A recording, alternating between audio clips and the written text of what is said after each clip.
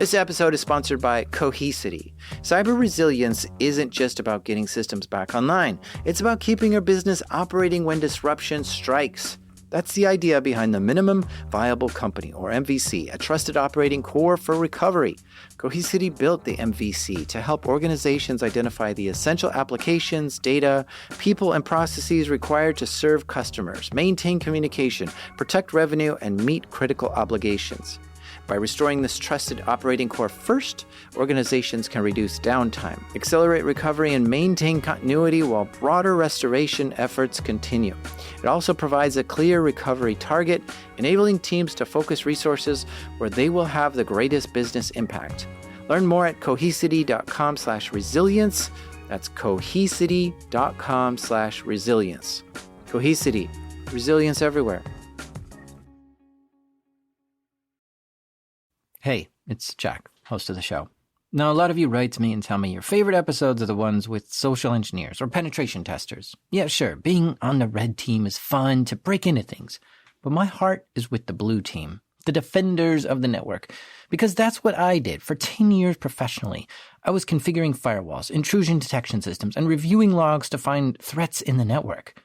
I felt like it was my job to stop or restrict bad things from happening in my clients' networks. It was a game of cat and mouse. I had to learn what the bad guys knew so I could stop them.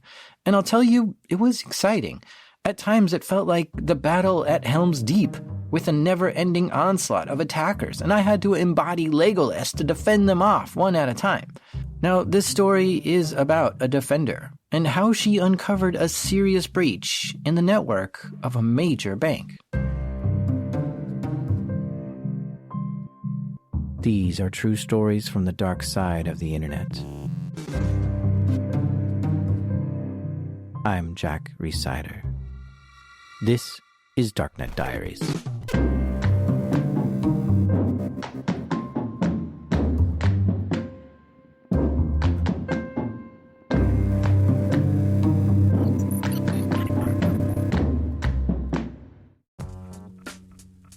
This episode is sponsored by Rippling. These days, you can chat with AI about almost any business problem, but only Rippling AI is built to solve them. That's because Rippling is the only AI built on your live global workforce data, giving you full visibility into your business and the ability to take action with AI that executes across departments. Say you want to retain top talent. Just ask Rippling, who are my top performers this year? And instantly receive a workforce report highlighting your best employees with supporting data like comp ratios, performance reviews, and engagement metrics. Rippling AI can turn these insights into proposed retention strategies, including a recommended 10% spot bonus for top performers. So don't settle for AI that's all talk. Head to rippling.ai/darknet and get AI that turns insight into action. That's Rippling, spelled Rippling. Rippling.ai/darknet. Sign up for your exclusive access today.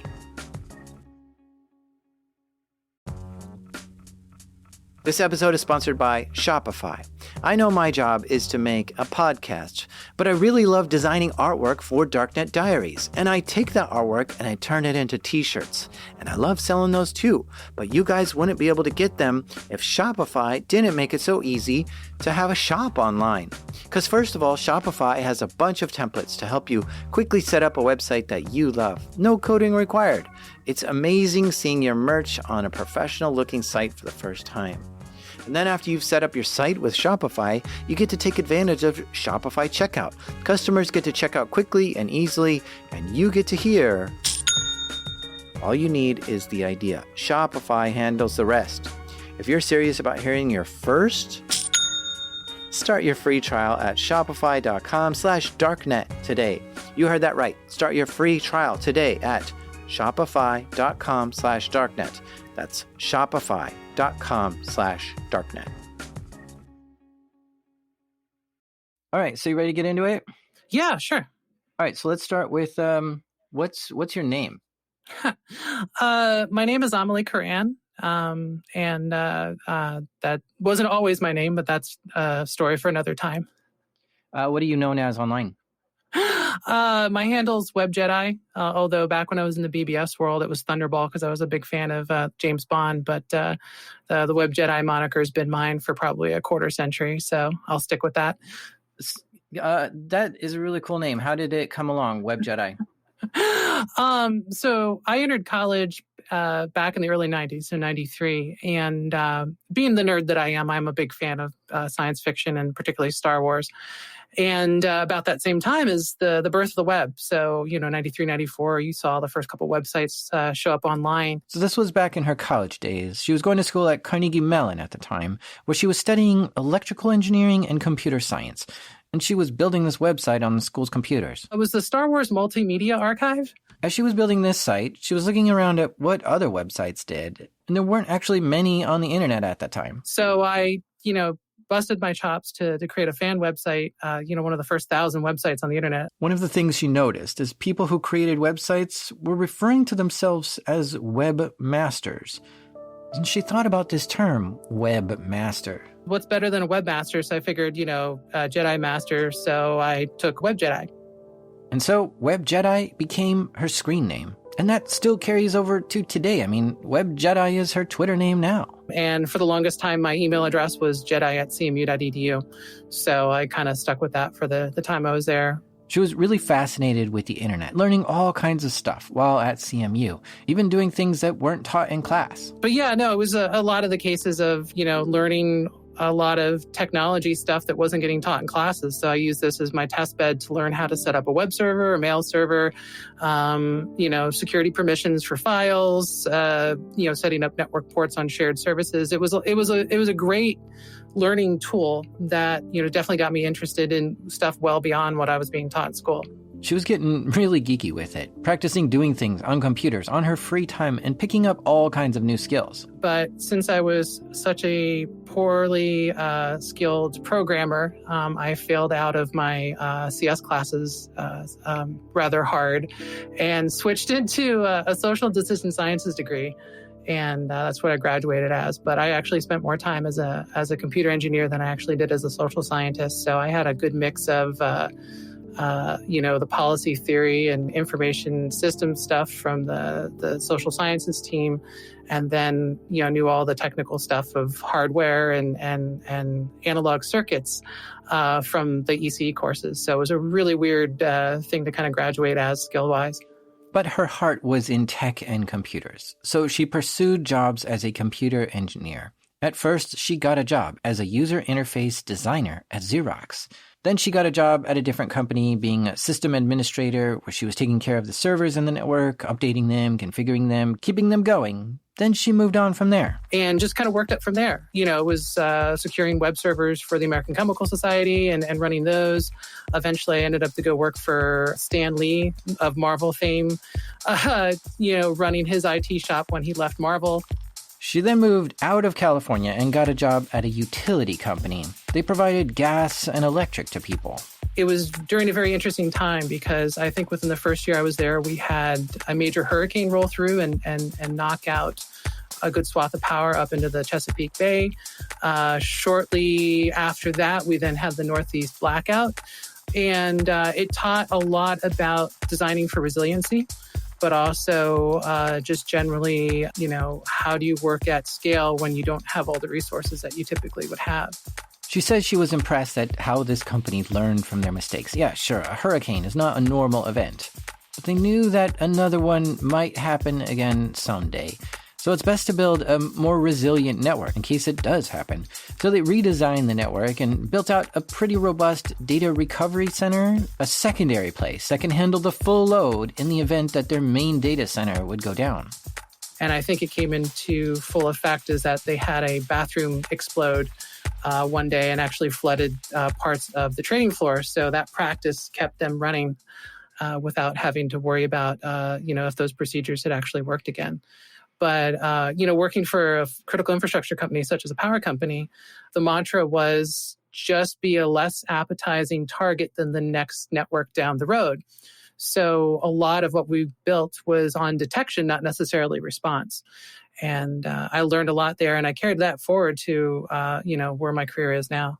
It was here where she really got into DFIR, So DFIR stands for Digital Forensics and Incident Response. This is the team to be called in when there's an incident, and they'll handle the situation. I sometimes like to think of the DR team like Winston Wolfe in Pulp Fiction. You're Jimmy, right? This is your house? Sure is. I'm Winston Wolfe. I solve problems. Good, we got one. See, in big companies, incidents are never handled by one person. First, you have the people in the operations room who first saw the alert and notified somebody. Then you have network engineers and system administrators who are engaged in investigating it further. You might get someone from leadership entering the room, asking tons of questions and wanting updates, and is there to make decisions. And then you might also have a bunch of angry customers who want to know why their power is out. And so customer support might be looking for updates too. The operations center quickly becomes a mess during large incidents. And so the DFIR team steps in to get things under control. They get the latest updates and then disseminate that information to everyone who needs to know. And they'll get the right teams engaged to get things under control and work with leadership to present the details and work out any big decisions that need to be made.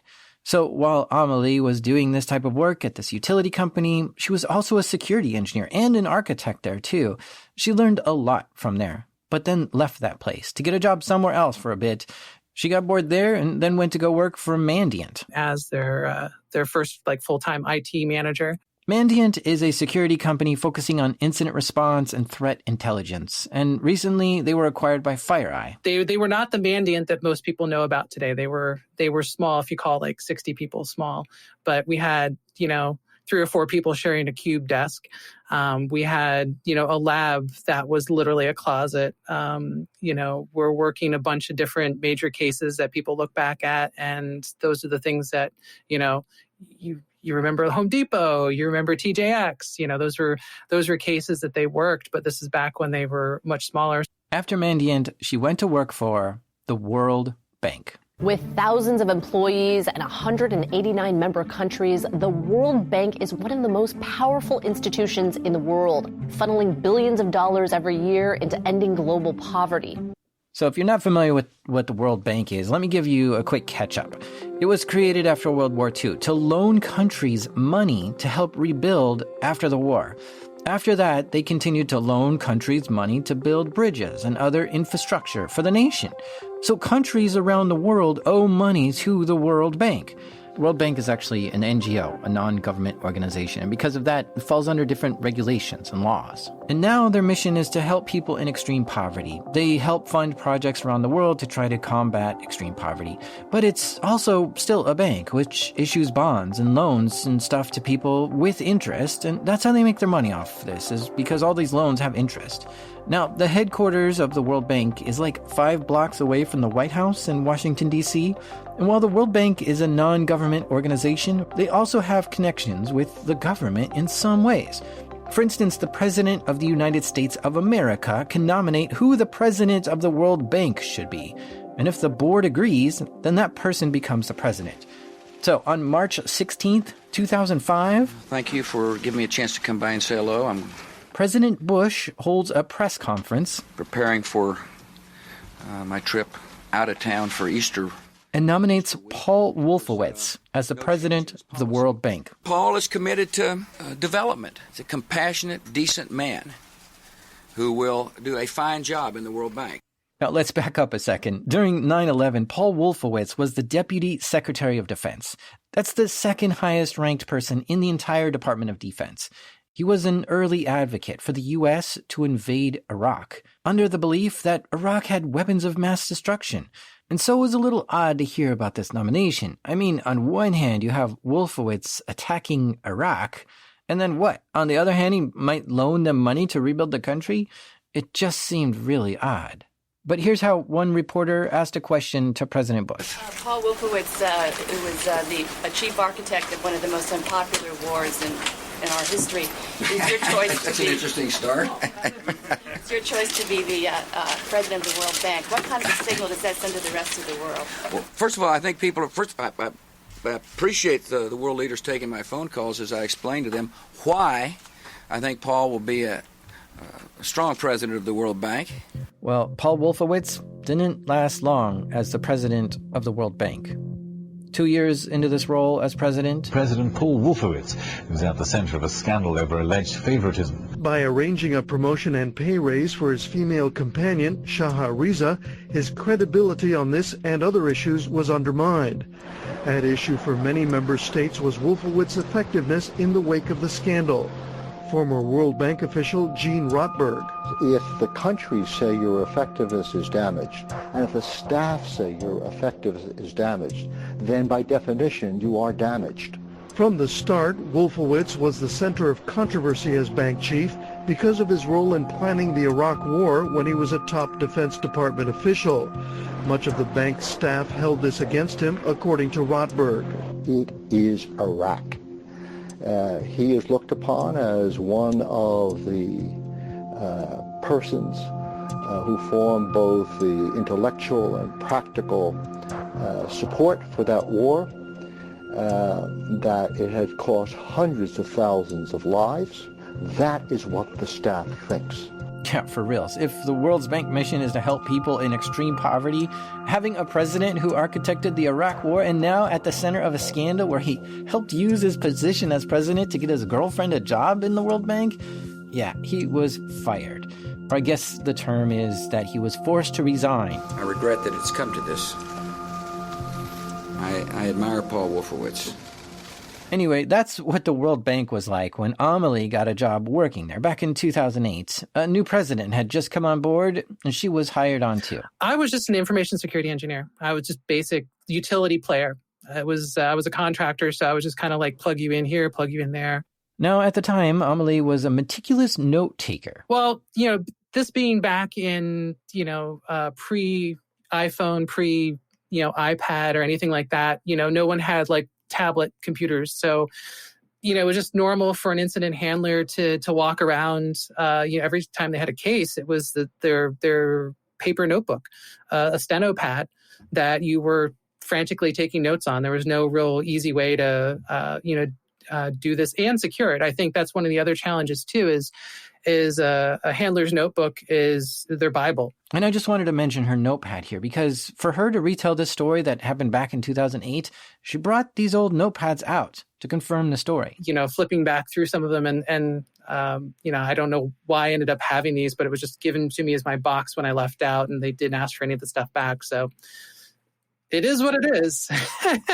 For this story, she finds the date in her notebook where all this started to happen. I think when I look through my notebooks, stuff I was looking at before was, some full disk encryption stuff. But, my notebook ends, looking at BitLocker, and then immediately the next page is, here are all the notes that just got handed to you about this incident. And it was like, okay, I'm drinking from the fire hose here. What was handed to her was a very serious security incident going on in the World Bank. So what had happened from my best memory, and this is mainly because I was on the outside for the first 2 weeks of this, was something got triggered on a log. Someone saw some weird traffic happening, and that spun up some folks to investigate it. And this was a team of probably about 5 or 7 people that were in a conference room down the hall from me. You were in Washington, D.C. at the time? Yeah, this is Washington, D.C. Yeah, but that's where you were, right? Yeah. Okay. And, they just noticed there was some weird traffic, and, they saw some stuff through, I believe, some basic integrity checking, that some stuff had changed on a server that was not supposed to generally be touched by people. File integrity monitoring. This is a helpful tool that companies use to monitor security problems. This is where a system checks all the important servers in a network to make sure nothing has changed on it that shouldn't have changed. So like if there was a configuration change, the file integrity checker would notice that and create an alert. And the monitoring team would now have to go to the system administrator and ask, hey, did you make a change on this server?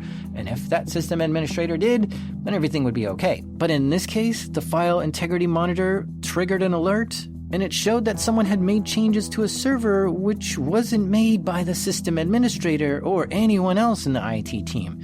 This meant that some unauthorized person had been inside one of their servers in the World Bank and was doing stuff to the servers. This is where Amelie started getting pulled into the incident to see if there was a way she could help. She took a look at the systems that had unauthorized changes. Some of the triggers were which machine was hit. And one of the machines that got touched was our HSM. An HSM is a hardware security module. It's a device that specifically does cryptographic computations, which means this is the device that does their encryption, decryption, and authentication. Essentially our locker for all our cryptologic material. That server was shown to be touched. And that was like, okay, they were going after the crown jewels. And that, I think, was probably the triggers when that machine name came up in that list. That was immediately like, this has gotten bigger than just like a couple database servers being touched.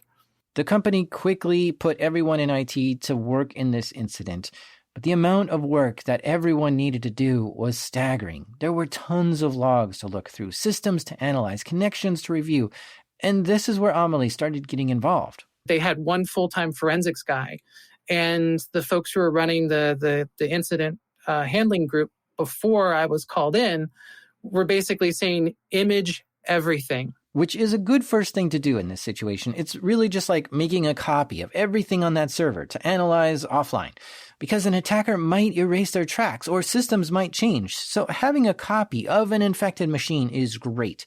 But there's a sort of fog of war when you're dealing with an incident like this. You can't really see all of what the attacker did, so it's hard to know how big of an issue this really is, and it's hard to know where to even look for clues.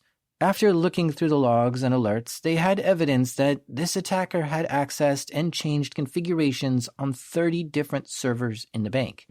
And so they were taking images and snapshots of these 30 computers. But they only had one guy with one computer who was capable of analyzing these images to look for clues of malicious activity. And to analyze one machine might take hours and hours. But that's just for a computer to analyze it. For a human to analyze it, it takes even longer. So the process was going very slow.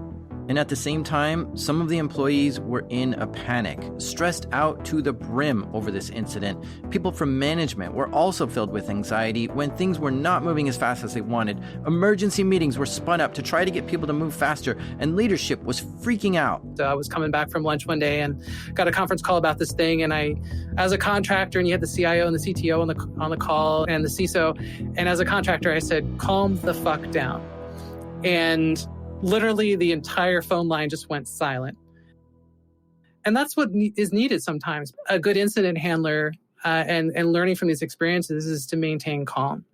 Throughout the story, their initial 2 weeks, hair on fire.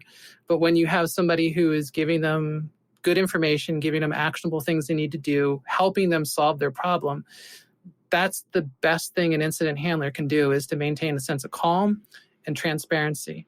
And if there's anything that anybody walks away from this with is, that's the thing that makes a good incident handler. Not what cool tools or anything like that. Is just, speaking the truth, sharing the evidence, and having a cool head. I've often find that when people are handling incidents like this, they sometimes go through all the stages of grief. First you're shocked that a hacker got into your network. And then you might deny that it happened, like, whoa, no way they got into my server. That's crazy. And then when there's no denying it, you might feel angry that it happened. And then you might bargain, like, well, at least they didn't get into that database over there. But then when the reality hits that all this is really happening, you might feel depressed. Like, this is such a big problem that maybe we'll never solve. And once you process all that, can you really accept the situation and move on? And as Amelie puts it, your lunch has already been eaten. And because she's dealt with this kind of thing so many times that she can quickly move to this acceptance stage and just start working on solutions, while others might still be busy dealing with their emotions. So Amelie was now fully immersed in this problem. If you're an incident handler and you're thrown into it, if you're not the one who's actually on the detection, and a lot of times that could occur with another team, so, network team or server team or something like that, you have fire hoses aimed at you of information coming from every which direction. And it's a matter which one you're going to turn and open your mouth to. And in these cases, coming in 2 weeks late, it was like, give me the dump and give me an afternoon or a day to kind of sort through this. And if anybody's got any inferences, try to summarize them. Unfortunately, this team didn't have it. So it was literally like, give me what you got. And I sat down in my office and tried to pour over as much of the data I could and try to make sense of it. She knew just what to do in a situation like this and started asking for forensic images and logs to review. And being that I was, called in 2 weeks late, getting a memory image was near impossible. So we were working with a lot of imperfect information. By the time I got a chance to call for stuff from, say, ArcSight, which was their log repository, and even Mazu, which I think was their NetFlow logging tool, they had such little online storage that, most of that evidence was gone. So it was playing catch up with stuff that was disappearing, trying to grab sand as it was flying through your hands. So time was very much of the essence, and trying to narrow down what we needed to pull was also very important because, again, time was of the essence because when this was handed off, I had no idea if the aggressor, the attacker, or, whoever was in the network was still on the network. On top of her doing all this incident handling, the bank realized they needed even more help. So they called Mandiant up, which is where she used to work. But they called them up just to help with incident response too. Mandiant had a whole team of incident responders ready to be deployed on site to help troubleshoot major attacks like this. But it would take them a few days to arrive. So Amelie stayed busy working on the issue in the meantime. I was literally trying to map out a picture of what the entire incident looked like. So looking at log files, looking at servers that they may have already identified, and drawing out a map, like where the hops were, who was affected, when did they do this, what was the timeline. And I spent most of that weekend, I got approved for extra hours to work that entire weekend. And I think I was doing this on a Mac. So it was probably the first version of OmniGraffle that was ever released. So I'm doing, all the stuff in Visio and OmniGraffle, mapping out all the paths. So it was just it was like a board game. You just kind of watched, they got on this server and then they went lateral to these two servers and they touched these files. And, it really does end up occasionally looking like a digital version of that yarn and pushpin thing. By that time, the World Bank was having daily meetings, a war room, if you like, to bring everyone up to speed on the latest with this incident and to make decisions on what to do next. While a lot of people were working on this, only a small group had access to the details of this incident. As we were initially handling this response, and it was probably timed about that 2 weeks when I was called in, there was a story that ended up getting leaked to Fox News that had particularly detailed recounting of a lot of what was going on with our incident response. As if someone was in the room was also leaking stuff to the press. That's not good. Typically, when you have an intrusion like this, you want to be very careful how you publicly disclose this. The wording needs to be precise, and at the very least, you want to be able to control the messaging that the press knows. But on top of that, they just notified the hacker that the bank is on to them. There's just a lot of pressure of trying to stem the bleeding and make sure that, the message is controlled. So someone had spoken to a reporter at Fox News and told them about this incident. Here, I'll read the article for you. The headline says, World Bank under cyber siege in unprecedented crisis. Then the story reads, it is still not known how much information was stolen, but sources inside the bank confirm that servers in the institution's highly restricted treasury unit were deeply penetrated with spy software last April. Invaders had full access of the rest of the bank's network for nearly a month in June and July. In a frantic midnight email to colleagues, the bank's senior technology manager referred to the situation as an unprecedented crisis. That's some pretty specific information that this inside source had leaked. Like they saw that email from the senior manager, and they know information that was only discussed in that war room. Something strange was going on here. So there's an internal integrity group at the World Bank, which basically is a watcher for the watchers, I guess. They audit, how the bank does programs. They're kind of like internal review groups and whatnot. And part of something I had to do when I first signed on as a contractor there was asked to go and investigate some news stories that were leaked out that seemed to be originating from data that was passing through some of the executive branches there. So Amelie had already been looking for this leaker before this news story even hit. And now, even though the bank is in the middle of an unprecedented crisis, she's got to find out who this person is that's leaking information to Fox News. I think that earlier case involved the Wall Street Journal as well, so there was an intersection between Fox News and Wall Street Journal.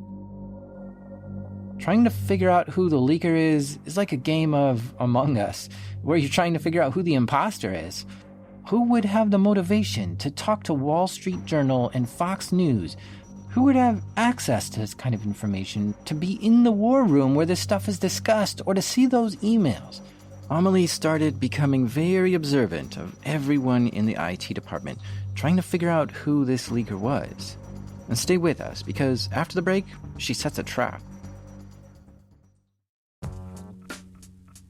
This episode is sponsored by Delete Me. Have you ever thought, I should really be doing something to protect myself from stalkers, scammers, and hackers, but you're not sure what? Here's what you should do. Go to www.joindeleteme.com/darknetdiaries and enter code DD20 and you'll get 20% off Delete Me. And a few years ago I signed up and Delete Me got busy scouring the internet for my name and gave me reports on what they found and deleted stuff. Take control of your data and keep your private life private by signing up for Delete Me. Now at a special discount for my listeners, get 20% off your Delete Me plan when you go to www.joindeleteme.com/darknetdiaries and use promo code DD20 at checkout. The only way to get 20% off is to go to www.joindeleteme.com/darknetdiaries and enter code DD20 at checkout. That's www.joindeleteme.com/darknetdiaries, code DD20.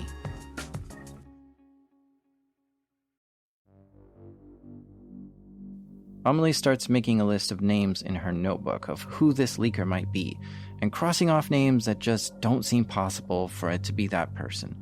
She had already started researching this before. This was actually the second case of someone leaking stories to the press.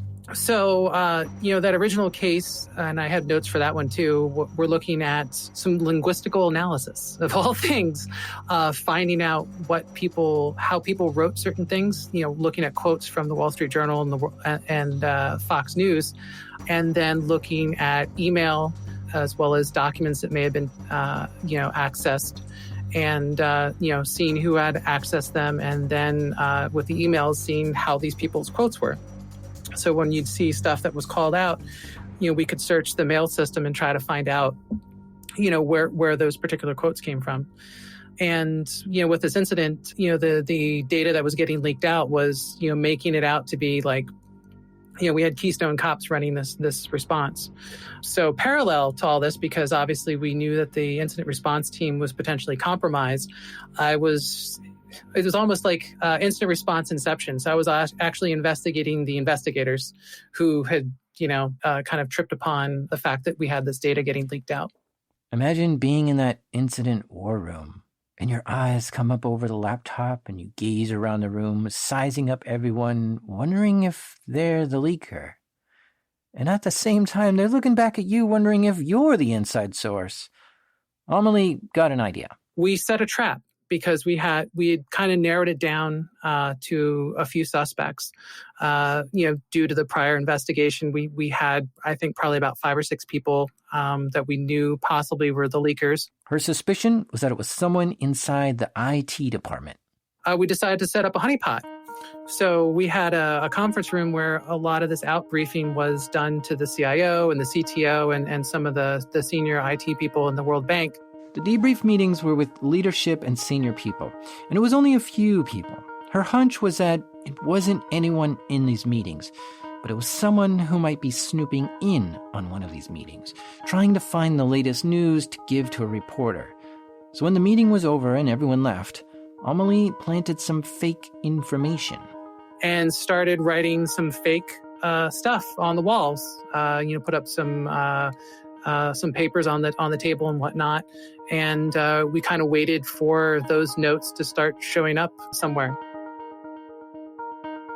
I love how low-tech of a honeypot this is. Just a few notes left in a conference room. Well, now that the honey trap was set, they just had to wait. we saw some stuff that had popped up with the Fox News story a day later. So we'd done the honeypot. We laid it out, and then we cleaned it up. And, when we knew one of our suspects was in the office, and then a day or two later, we saw it show up in a Fox News report. So we knew what they were reporting was wrong. And we had narrowed it down to, I think, like 2 or 3 people. And eventually it was narrowed down to this one person. And we'd honeypotted a second time.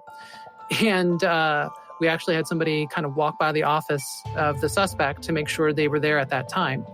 And, we got a message back. I think we were still using, Palm Pilots to send email and stuff at the time to tell you how long ago it was, to let them know that, that person was in the office and they were on their computer at the time. And they were the only one that was alive in that hallway. So we kept an eye on him because, sometimes as the phrase goes, there's a useful idiot. But at the same time, they wanted to build this case further to prove it was him. So now we had a suspect in a machine. We could push out our remote forensic imaging, elements out to them and grab an image of their hard drive. And when we eventually pulled it through, using stuff like Encase and some other tools, reconstruct, the web caches so you could see, the Yahoo emails that went out. So we had evidence that they were using their work computer to leak the information out. And it wasn't, because we weren't detecting it in the mail system, which was Lotus Notes. We knew it was through webmail. So we were able to then, kind of dive through the entire history of what he had sent out and found out that he was connected not only to the leaking of the information regarding this incident, but was also tied to some of the connections with the prior leadership. Wait, the prior leadership of the World Bank? As in Paul Wolfowitz? Yeah. So when Amelie analyzed this IT person's computer, the leaker, she found that he was also working with another person about these leaks. This person who was helping him was an internal investigator, also with the World Bank. They had an investigator that was, one of the internal integrity investigators. I had done an analysis on their hard drive, so I was the watcher watching the watcher watching the watcher type kind of thing, and saw some of his personal items on there. What she found was evidence that this investigator was being blackmailed by the former leadership, which was Paul Wolfowitz or his team. And they somehow figured out a secret about this guy. Who was gay, but wasn't openly gay. And they were basically going to use that information as a leverage to, out him. Remember, this was during the Bush administration, and it's a very conservative organization overall within the World Bank. That's what they were using to leverage. And I let my boss know that this is most likely the reason why they were blackmailing him.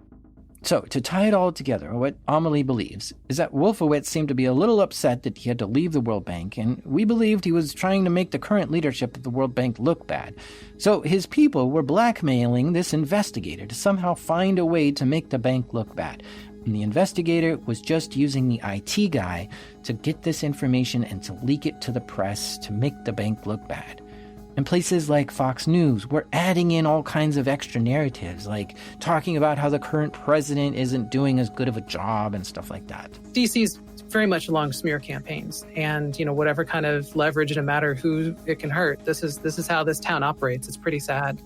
So she prepared all this for HR to handle and her boss. The investigator, I think, still was there, just probably waylaid a little bit. I didn't see much of him. It was more or less that I'm sure the pestering by the outside folks went down quite significantly, but I was told that was handled at a level above me. The IT person was eventually let go. Okay, problem solved. What a relief. Time to take a break. But, wait a minute. No, we can't. This bank is under attack. Remember, there's a hacker that got into 30 servers in this network. And this was all going on at the same time. What a mess to try to handle 2 different incidents at once. All this was just putting a lot of extra stress on people. That first weekend, it was me going, working as much as I can and then going getting something to eat and maybe going home. I needed to sleep in my own bed. But I think the next day when I came back, I brought a pillow and a blanket to sleep under my desk so I could just continuously work through the day. Eventually, I just left a pillow and a blanket there because I just figured this was just what life was going to be like for a while. Sleeping under your desk is not fun. Is not fun at all. Okay, so back to the network intrusion. We eventually got to the point where we're actually, pinpointing machines of interest. So we had 30 machines involved, but to kind of only kind of forensically look at a couple, I think we narrowed it down to like 7 machines. And, I had a list of, these are the ones that you have images for, and these are the things we're looking for. A lot of this was done in parallel. So we had the forensic images of, I think, those 5 to 7 servers. But at the same time, knowing that, we instrumented relatively well, but there was a lot of data that started to disappear, like the Mazu, gateway data, that was the NetFlow stuff, and that the ArcSite was, no longer online. It was trying to piece together the story from logs, trying to figure out, like, all right, so here's the map of what happened. And what do the logs tell us about this and how they got in? So it was more or less, a lot of the forensics were confirmation of our inferences. So as we started to pinpoint what got accessed and whatnot, we still didn't know the motivation. And if I remember correctly, we didn't actually end up getting to where we found the motivation as to what they were interested in. Most of this came down to, what tools did they use? How did they gain access? And what machines do we need to reimage? What data do we need to be on the lookout for if it's going to be used by an adversary, and so forth. What was it that was compromised? As it came down to, it was some machines associated with the HR system. Okay. A bank has a lot of money, so you'd think that a hacker going through all the effort of getting into a bank, it's a kind of surprise that they were going after HR. Yeah, the thing was with the data that was on there, there was a little bit of the HR stuff, and when you start asking questions as to figure out like what all the connections are, they're shared databases. We considered it was probably HR, but there may have been some other databases that they were interested on there. At the point in time is that the leadership was mainly interested in how they got in and if they could clean up. I'm curious about this too. How did the hacker get in? One of the issues was with the bank is that they had abandoned a multi-factor access program. So not only were they not using a hard card or a smart card for credentialing for all users, the users between enterprise admin and the regular old, every, Jane or Joe user on the World Bank network, it was just a matter of your user ID and your password. So our enterprise admin, one of our 3 enterprise admins for AD's account was compromised. All it takes is the right username and password to get in sometimes. And you might ask, why was multi-factor authentication turned off? Well, they did try multi-factor authentication, but for whatever reason, they didn't like it. It was too slow, too complex. It was impacting how business worked. So they removed it. And we're in the process of switching everyone to use smart cards for authentication. This is where you have to insert a little credit card-like thing and then type in your password to get into a computer. And so they turned off the token method for authenticating users, and we're in the process of switching everyone to use these physical cards. So it was just really bad timing that the hackers got in during that transition. Once the hacker got in, they tried running a hacker tool, but the antivirus on that computer blocked it. So they tried another exploit, a newer one. And even though this computer had antivirus running, it didn't trigger on this newer exploit. And once they were in one computer, they were able to traverse the network to get into other computers. The hacker eventually got their hands on password hashes. Now you need to run a password cracking tool to figure out what the password is once you get the hashes. But Amelie saw that they had gotten these password hashes, and she knew they had the enterprise admin's password. So she decided to get the hashes herself and see if she could crack the password. And was able to pull out the passwords for the enterprise admin rather quickly, I think in about 5 minutes. Aha, so if she can crack the password that quickly, that meant that the password was not very strong. This helped her connect a bunch of pieces together to know how the hacker moved around and got different things. So when she went to the closeout meeting with the head of IT to wrap this whole thing up, she decided to do a sort of magic trick for them. I had Joyce Lynn ask the enterprise admin for his password. Joyce Lynn was from Mandiant, who was called in to help with this whole incident. And so the admin wrote the password on a piece of paper and then folded it so nobody could see it and put it on the table. At the same time, Amelie started John the Ripper, a tool used to crack passwords, and everyone in the meeting watched. And quite quickly, she had managed to crack the enterprise password. And then turned the screen around and I said, "Is this your card?" And sure enough, that was the password that was written on that sheet. And Joyce showed the screen and that password. And it was a really simple password. I think it was his daughter's name with a year or something. It was a really bad password policy. So that instantiated some policy changes. They started doing some user account separation. A couple of months later, we had called in Microsoft to go through an entire analysis of the Active Directory forest management for the entire bank. Yes, nothing like a good old-fashioned password audit. This is where you take the hash dump for everyone's passwords on the entire network and see how many can be easily cracked. And so you see some pretty bad behavior. Like a lot of people use the company name inside their password. And that kind of stuff might show up on the audit, which then might allow the security team to make new rules to restrict certain passwords in an attempt to make things harder to crack.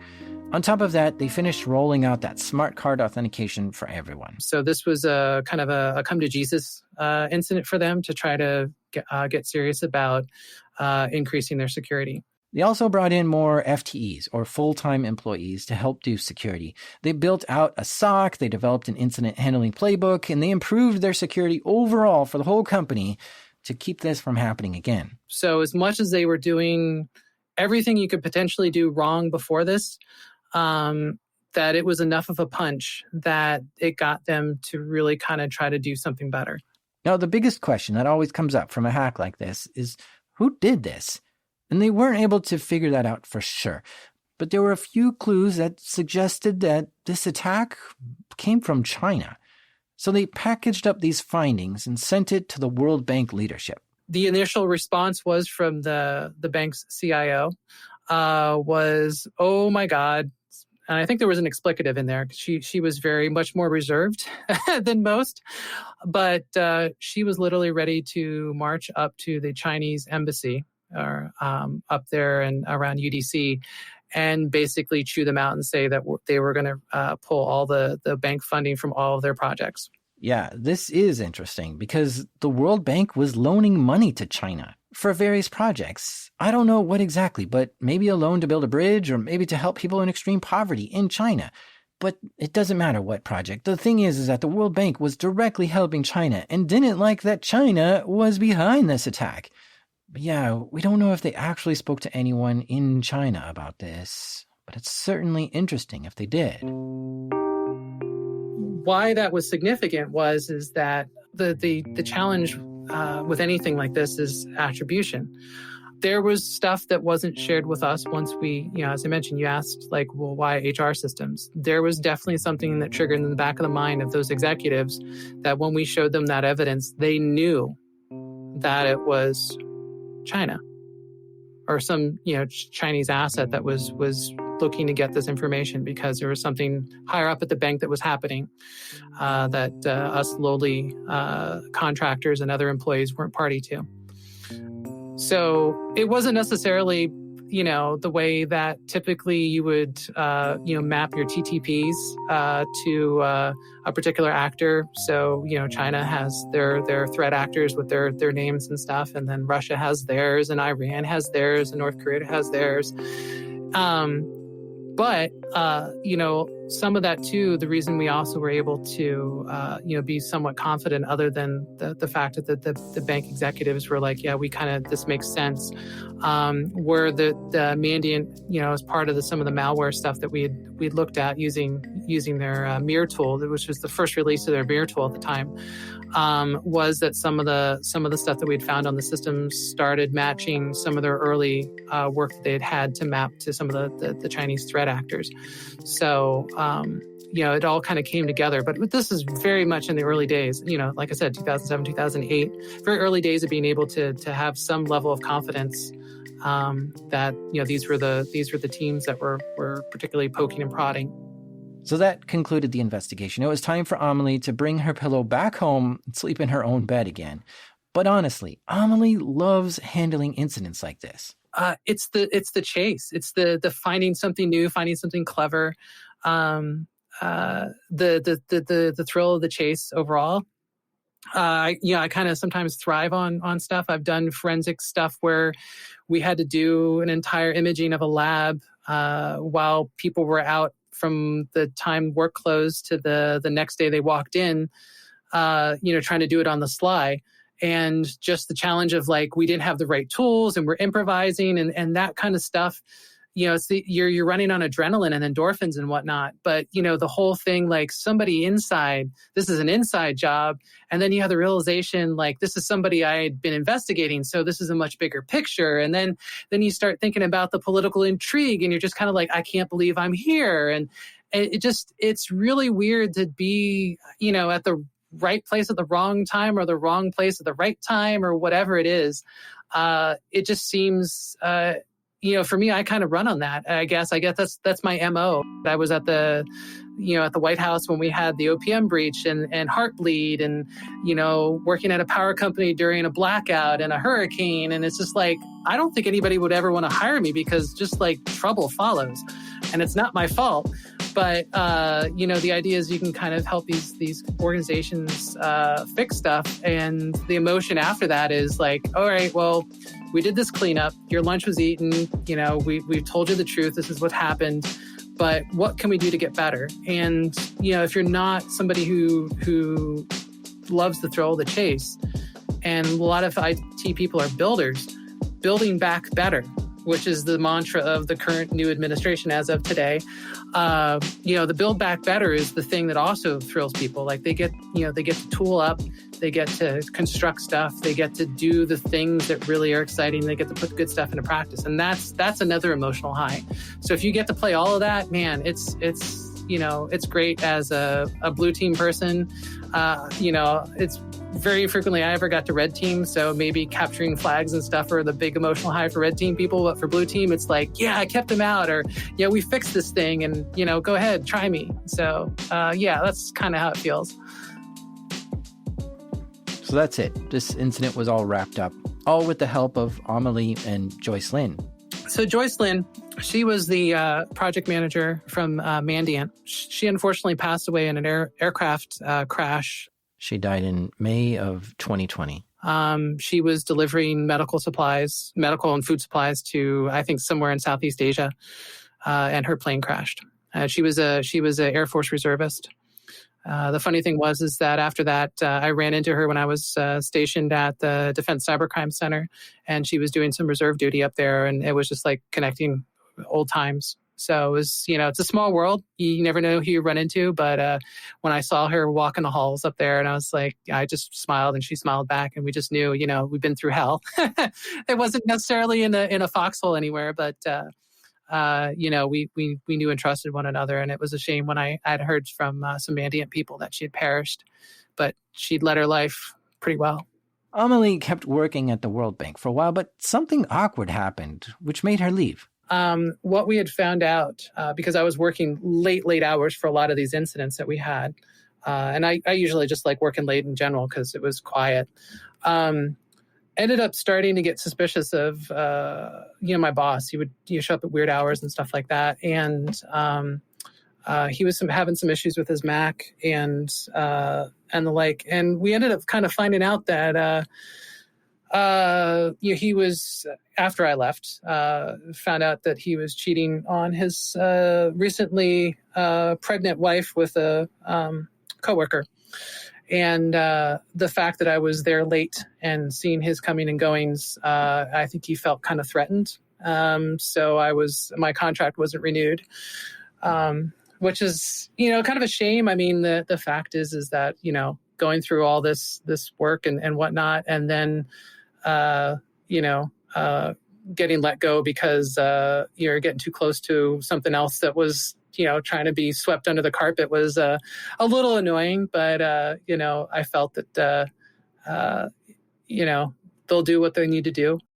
Then I became the Chief Enterprise Security Architect for Department of the Interior, and I was there for nearly 5 years. Chief Security Architect for Department of Interior. That sounds huge. Yeah. It was a big project to work on. And I took over, helped develop their mobile security program, some of the remote work policies and stuff like that. Lots of different things. And during my time there, I did a leadership rotation as part of the President's Management Council at the White House, at the Office of Management and Budget, and worked for the Chief Information Officer, the Federal Chief Information Officer. Oddly enough, I think within a week of me getting there is when they had Heartbleed, the SSL, the Open SSL incident, which was an interesting experiment in trying to explain to senior political officials how open source projects were governed. Shortly after we kind of handled the Heartbleed data call, there was some news that came out regarding USIS, which is one of the companies that was contracted out to do background investigations for the Office of Personnel Management, OPM. And the news that came out was just that their contract was put on hold or terminated. And they performed about 50% of the background investigations. And then later on in the summer, Keypoint was also terminated. And then a few weeks later, DHS released a notice that they had found some intrusions on the OPM network. But that wasn't necessarily when the OPM breach was disclosed. As you know, the timeline, the OPM breach was disclosed, I believe, in March of 2015.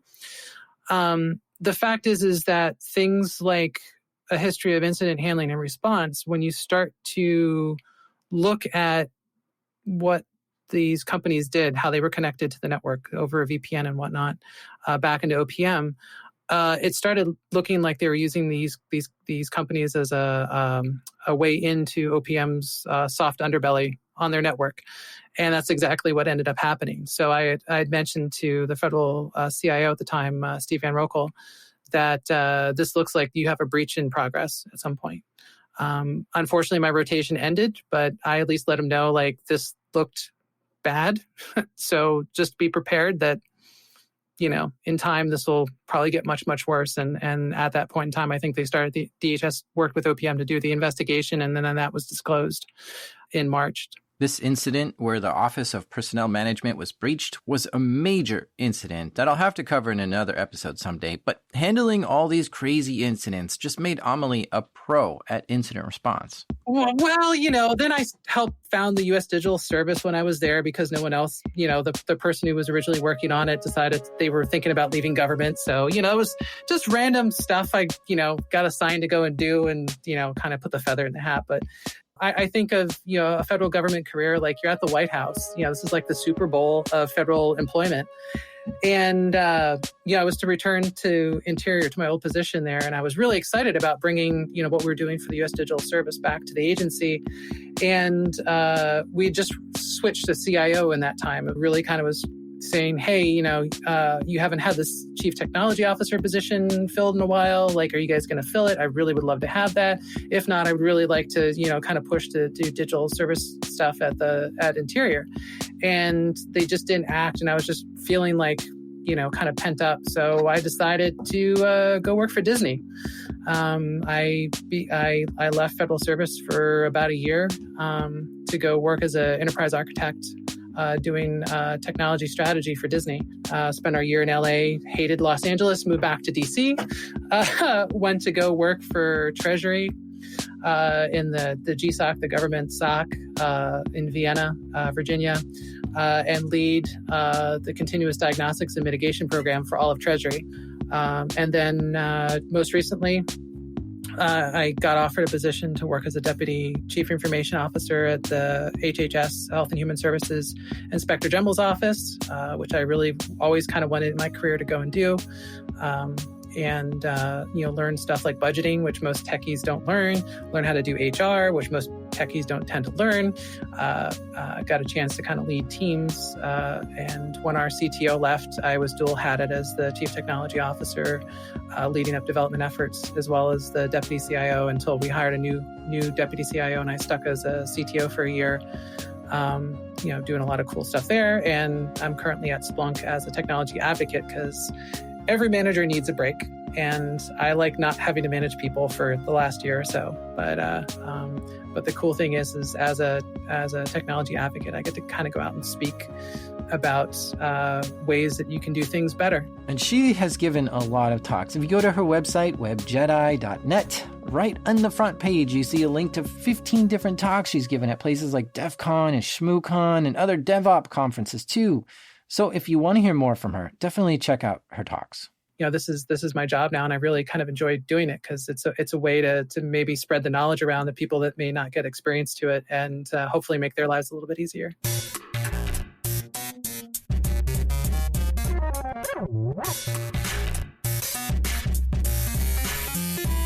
A big thank you to Amelie Karan. You can find her on Twitter, which is webjedi, or visit her blog, which is webjedi.net. I bring you this show free of charge every 2 weeks, and one reason I can keep it going is because of all the wonderful people who give to the show through Patreon. This is the most direct way to show support for content you appreciate. So consider donating by going to patreon.com/darknetdiaries. The show will continue to be free whether you give or not. I'll still be here making the show because I don't want to leave you hanging. And I hope you don't leave me hanging on the other end. This show is made by me, the ID 10T award winner, Jack Reesider. Sound design this episode by the digitized Andrew Merriweather. Editing help this episode by the 3D printed Damien. And our theme music is by the never cold, always hot Breakmaster Cylinder. And even though, when a SQL query walked into a bar, it went up to 2 tables and asked, "Can I join you?" This is Darknet Diaries.